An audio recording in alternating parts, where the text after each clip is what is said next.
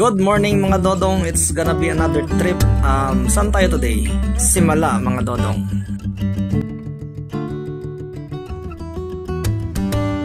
So if you plan to witness the birthday of Mama Mary and the celebration, so ito yung 101 guide mo. So una, nag-travel kami alas 10 ng umaga going to Toledo. So sa una guys, dire may maligo. Kinarang kinababuan, rani mo ambak ra. So nowadays di na siya pwede. Sayang no. I miss those days, baby. At first I was hesitant no, sinabi nila na okay lang kahit pamasahe. Well, anyway, eto panahalian. So pagdating mo doon, marami daw mamimigay ng pagkain ng libre. So let's try gaano katotoo. So, konting reminder lang, bawal daw magpalipad ng drone dito unless, hihingi ka ng permiso.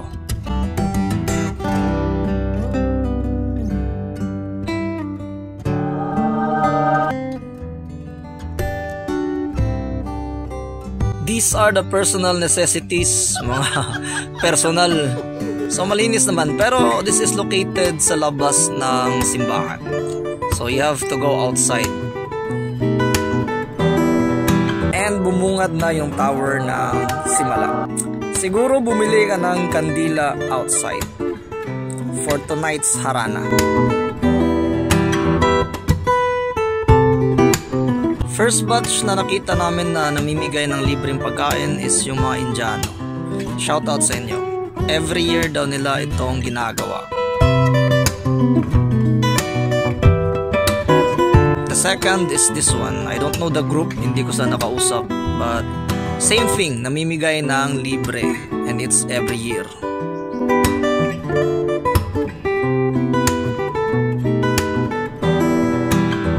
Siguro September 7 ng hapon dapat nandito ka na. So that's the first thing na ma-advise ko. Ito yung mga tulugan which is libre. Magdala ka ng tent kasi in your own comfort, necessary din siya. Maraming natatent dito in case na umulan. Now, in our case, dalawa yung bit-bit namin na tent. Medyo bulky pero siguro okay na yung isa. So, we are going to witness the harana around alas 10 ng gabi going to alas 12. Pagpatak ng alas 12, syempre, na siya, September 8. Birthday na ni Mama Mary.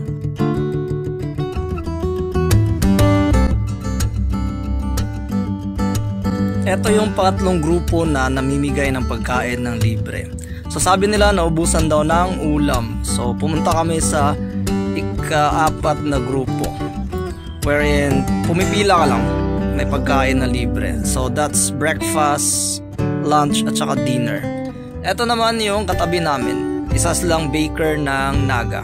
Panatan nila na magpakain ng mainit na tinapay at saka unlimited na kape sa mga pumupunta dito.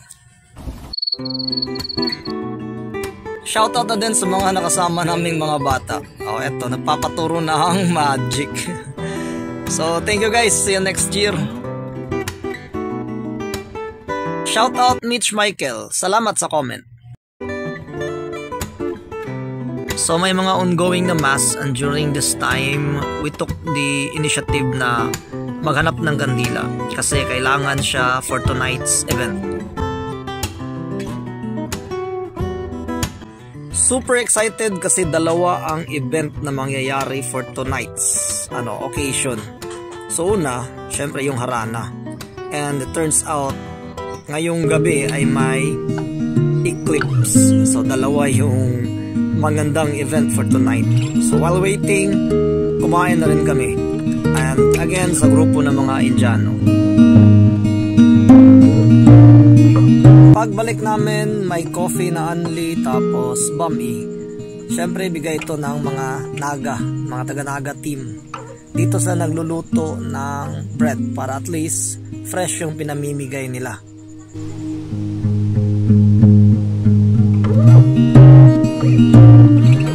Same as mga Indiano, every year na rin silang nagpapakain, like panata na nila. although may free na lechon sa loob, sa labas na kami kasi mahaba ang pila. Chine-check ko na rin kasi baka nagsisimula na yung eclipse. So again, dalawa yung event for tonight, eclipse at saka birthday ni Mama Mary.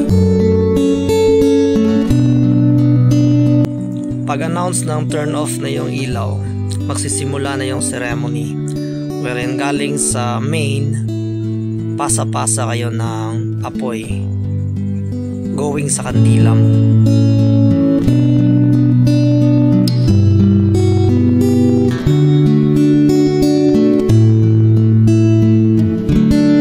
Isa siyang napakagandang experience sa mga deboto ni Mama Mary.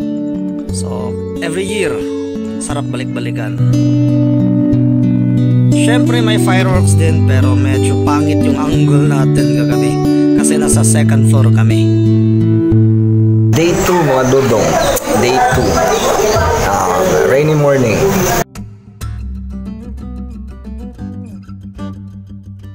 Day number 2, ganun pa rin. Walang sawang bigayan ng pagkain tsaka misa. So day number 2 medyo kulimlim yung status. And nga pala magsuot ng slippers na hindi madulas kasi yung tiles dito medyo hindi siya okay.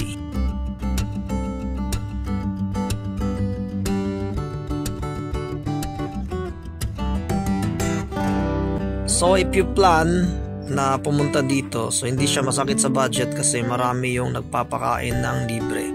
Tsaka kung gusto mong pumila para makita mo yung Mama Mary na shrine sa loob, siguro pipila ka ng mga 2:00 na madaling araw kasi maiksi na yung linya. Nakausap ko yung isang Indiano. Turns out marunong palang magbisaya. Sabi nila isa sa mga leader nila nagkaroon ng stage 3 na cancer. Dinala nila dito and it's a miracle yun gumaling. After that naging panata na nila na every year magpakain ng libre. According sa baker ng Naga, yung magpakain ng libre, 1 month before daw, dapat magpaalam ka na sa venue para at least mabigyan ka ng pwesto kung balak mong magpakain ng libre or you want to share your blessing kasi nakatanggap ka ng milagro. So 1 month before, magpaalam ka sa simbahan. It's a great experience to witness na akala ko mga Indiano, mga Muslim. Turns out, may mga Catholic din pala. And grabe, walang sawa. I know, mahirap yung ginagawa nila. Magastos, tapos grabe na walang tulugan. Good for 3 days silang nagpapakain ng libre. Hindi ko ma-imagine na may mga taong ganun pala. And going home, umulan. So pagdating ng Toledo, there you have it. It's real na kung pamasahe lang yung bit-bit mo, tapos gusto mong ma-witness yung birthday ni Mama Mary, go there, Simala. So salamat sa panonood. Ready muna ng plastic kasi kapag bumabiyahe talagang sumusuka ako. Bye bye.